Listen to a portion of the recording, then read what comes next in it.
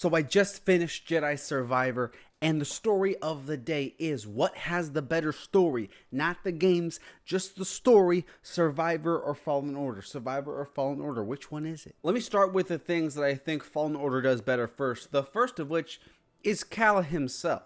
I think Cal gets a lot more development in Fallen Order. We learn a lot more about his past and him accepting his role as a Jedi, who he was, how he's dealing with all that trauma, who he's going to be. In Jedi Survivor, he doesn't have as much of a arc. He kind of just, he's vibing in the beginning, he's vibing in the end, and he has Merrin now. So yeah, there's that. I think if you're looking for the game that develops Cal better, I think the answer there falls in Fallen Order. Although every other character gets developed way better in Survivor. Grease was kind of just like the funny, goofy little driver guy in the first one, and he doesn't get any crazy development in the second game, but he does get a lot more. I liked him way more in this game. We get a lot more details about him, about his aspirations, his role in the whole, Empire, Rebels, all that crazy stuff. Except for Seer, I will say, Seer's barely in Jedi Survivor, which is fine. I don't like her that much as a character.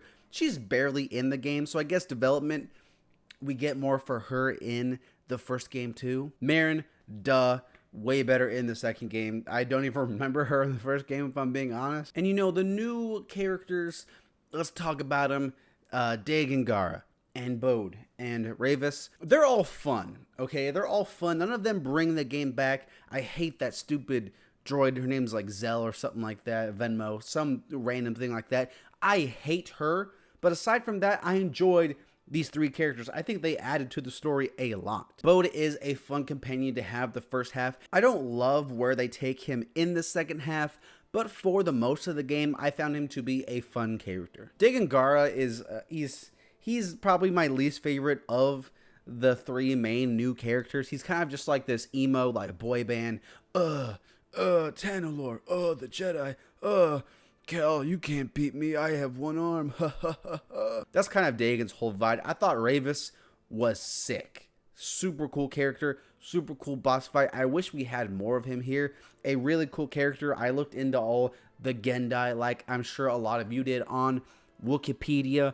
Really cool character. I liked him a lot. I wish he was there more. If we're just talking like memorable sections, memorable moments, I can tell you like 4 things that happened in the first game. Let me try. There's the beginning part with where he's like a scrapper, and then the sisters come and they kill his friend, and then he destroys some stuff with the AT-AT in Wookiee land, and then he like cries with some crystal mountains or something like that, and then Darth Vader comes at the end. That's about all I know for Fallen Order. Here, I did just finish the game, so I can tell you a lot more stuff that happens, but just story beats, I can tell you about the beginning on Coruscant.